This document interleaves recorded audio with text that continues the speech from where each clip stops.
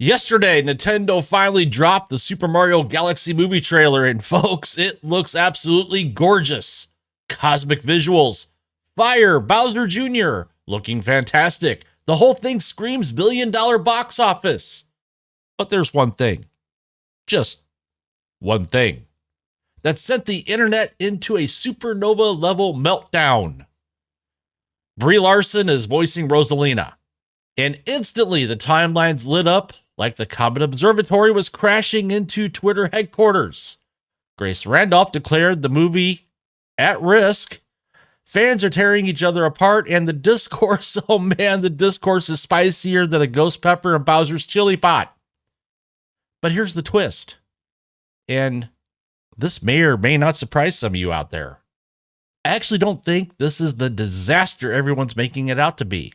And before you click away thinking I've lost my ever-loving mind, stick around because there's way more to the story than the usual Hollywood nonsense. Let's break it down.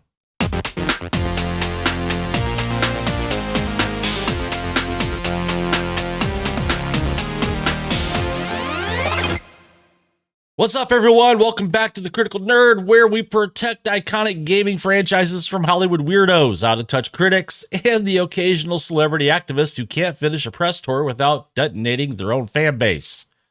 If you're new here, welcome. You're among friends, gamers, movie lovers, and people who still believe Mario should be fun, not a sociology lecture.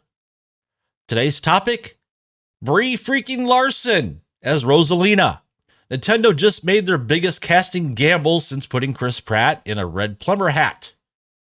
And we're going to break down the trailer, the reactions, why Grace Randolph is getting absolutely roasted right now, and whether this casting will actually hurt the movie.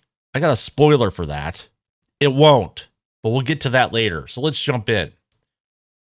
So, during Nintendo Direct, we got our first look at the Super Mario Galaxy movie coming out next April, 2026. And from what we can see, this thing looks absolutely phenomenal. Here's what we know from The Hollywood Reporter, Variety, and other media outlets, and the trailer itself. Here we have the facts. Fully adapted from Super Mario Galaxy, released in 2007, one of the greatest games ever made. Visual style leans heavily into Galaxy's planetary physics and star collecting gameplay. Rosalina is positioned as a major story character. Brie Larson voices Rosalina, the cosmic guardian princess. Benny Safdie, I hope I pronounced that right, voices Bowser Jr., and gotta say, that's perfect casting. Jack Black returns as Bowser. Thank you. I've had my issues with Jack Black in the past, but as Bowser, he's really good. Chris Pratt, Anya Taylor-Joy, Charlie Day, they're all returning. Illumination and Nintendo are clearly swinging for another $1 billion hit after the first movie absolutely dominated back in 2023. Now, the Benny Safdie casting as Bowser Jr., nobody's got a problem with that. The guy's got range. He was great in Oppenheimer. Makes total sense. But Brie Larson? That's what set everything off, and we need to talk about why. Look, if we lived in a normal world where celebrities just did their jobs and kept their opinions to themselves, this would be a complete non-story. Voice actor cast in animated movie? Cool. Moving on. But Brie Larson isn't a neutral celebrity, well, I'll just say. Her name comes with some baggage, not necessarily because of anything recent, but because the internet never forgets the 2018 to 2020 Brie. And here's why people reacted. The Marvels collapse. The Marvels bombed harder than almost any MCU movie in history. We're talking about a movie that lost hundreds of millions of dollars. Now, was that all Brie's fault? No, it wasn't. But she's the face of Captain Marvel. And that character went from billion-dollar status, sandwiched between Infinity War and Endgame, to box office poison. Next, we have the press tour comments. The 40-year-old white dude's comment about film critics. The combative press tour behavior during Captain Marvel. People remember that stuff. I mean, the internet never forgets. It was condescending, it was unnecessary, and it turned a lot of people off. Now, Also, Nintendo fans, they're pretty protective of properties, especially Mario. The first Mario movie succeeded specifically because it didn't have the usual Hollywood nonsense in it. No modern messaging, no lectures, just a fun Mario adventure. Some fans worry that Brie equals risk of politics creeping into the promotional cycle. And then we've got Grace Randolph throwing gasoline on the fire. And this is where it gets hilarious. Grace Randolph, who absolutely hated the first Mario movie, called it inaccessible and offensive despite making $1.36 billion, posted this little gem.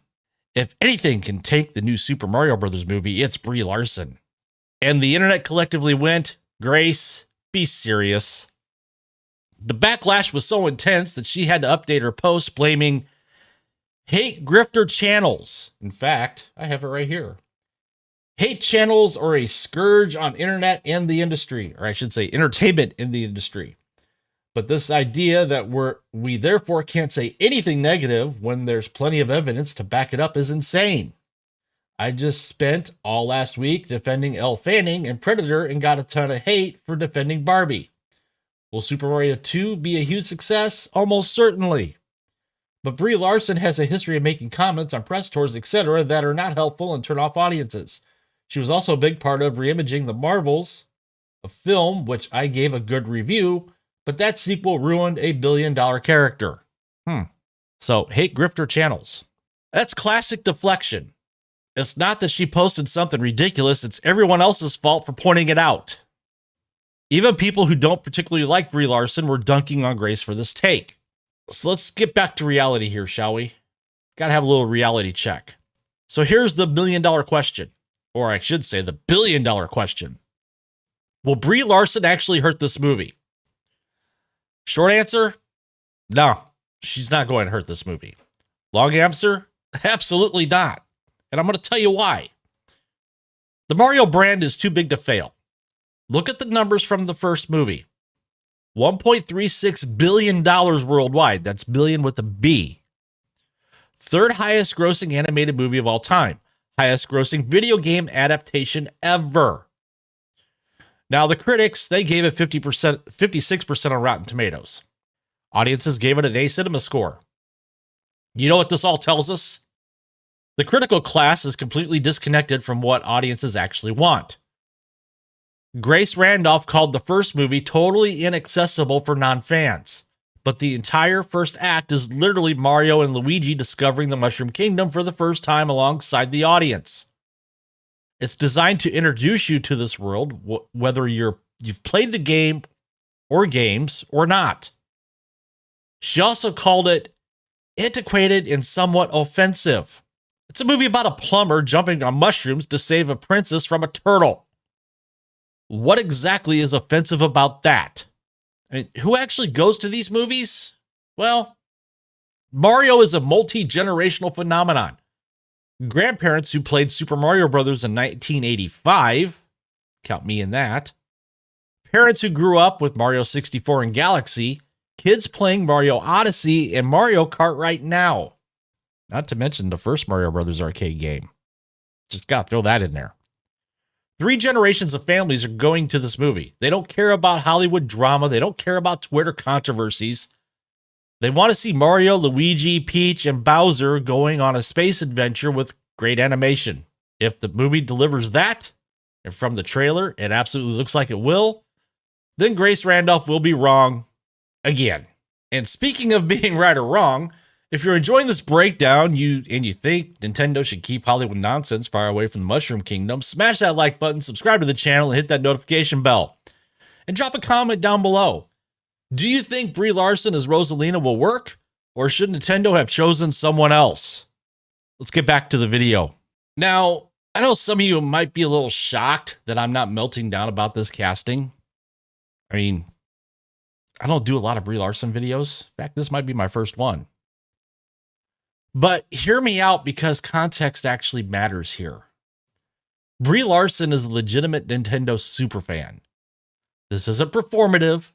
This isn't some celebrity doing one commercial and claiming to be a gamer. Brie has been obsessed with Nintendo for years. She's done official Nintendo commercials. Back in 2020, she told a story about playing Super Mario Galaxy, this exact game, and getting so into it that when her boyfriend told her she was taking it too seriously, she literally threw him out of her house mid-gaming session. She's talked about playing basically every major Nintendo release, and this has been consistent for years, not just a recent reputation repair. And the role actually makes sense. Rosalina isn't a chaotic comedic character. She's calm, mystical, authoritative, motherly, elegant, almost ethereal. Brie can absolutely do this voice. In fact, it might be her most natural role in years. Besides that, she's mellowed out. Now, I'm not going to defend every dumb thing she said. The press tour stuff was off-putting, but people can learn from their mistakes. Earlier this year, a reporter tried to bait her into calling Marvel fans misogynistic, and she shut it down. Her publicist had to step in because she wasn't taking the bait. Compare that to 2018-2019 Brie, when she would lean into that combative stuff constantly. That's growth. Will she say something dumb during the Mario press tour? Well, yeah, maybe. But honestly, even if she does, I don't think it matters for this movie's performance. Here's my final take on all this. Brie Larson voicing Rosalina is not the end of the world. It's not a scandal, a franchise-ending catastrophe going to tank this movie. What it is a casting choice that actually makes sense, a safe play by Nintendo, get an A-list star who genuinely loves the brand, probably going to work just fine in the actual movie. The trailer, it looks visually stunning. The story seems faithful to Galaxy. Illumination knows exactly what audiences want. They proved it with the first movie. And unless this thing randomly turns into a lecture about Lumas needing equal voting rights in the Comet Observatory Senate, it's going to print money. Grace Randolph's meltdown? Well, funny, predictable, but meaningless. She was wrong about the first movie. She'll be wrong about this one too. The Mario brand is bigger than any one voice actor. It transcends culture war nonsense. It's 3 generations of gaming history, and families are going to show up regardless of casting drama. So yeah, I'm not worried about this, and you probably shouldn't be either. So that's my take on the Brie Larson casting controversy. Not the disaster everyone's claiming, probably going to work out just fine, and definitely not going to stop this movie from making a fortune. But what do you think? Am I being too generous here? Is this going to be a problem? Or is Mario just too big to fail? Let me know in the comments. And if you enjoyed this video, please hit that like button, subscribe to the channel, share this video out there with your friends and family, hit that notification bell so you never miss my future content. And I'm the Critical Nerd, and I'll see you in the next one. Peace.